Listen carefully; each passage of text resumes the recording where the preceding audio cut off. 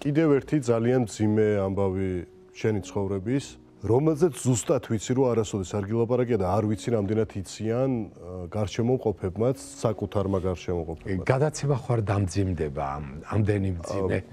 ეს ისეთი ამბავია, რომ არ შემიძლია არ შევეხო. გაგიტაცეს პირდაპირ მნიშვნელობით 90-იან წლებში. იყო ესეთი შემთხვევაც. რამდენი დღით იყავი გადაცებული? 10 დღე.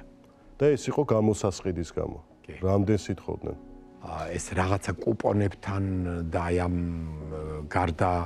გარდამავალი ის არის და ამიტომ ძალიან არეულია აი ეგ ჩემ თავში, მაგრამ თუ დოლარში მოათავსებდი რაღაცა ძალიან პატარა გამოდიოდა, მაგრამ თუ რამე ქონდა ხო იცი არის იქ დედას რაღაცა ბეჭდები, ჩემ დას, ჩემი და გათხოვილი იყო რაღაცა და აი თუ რამე ქონდათ მოუწიათ გაყიდვა. ხო.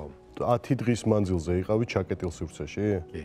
ვიცი რომ გიჭირს ამ პერიოდის გახსენება ბუნებრივი რთულია და რატომ შენ?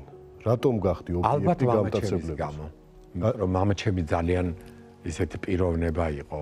ცნობილი და სახელიც ჰქონდა რომ სავარაუდოდ ფიქრობდნენ რომ შეძლებული. ხო. ოჯახმა გადაიხადა გამოსასყიდი საბოლოოდ? კი, აი ესე შეგროვებული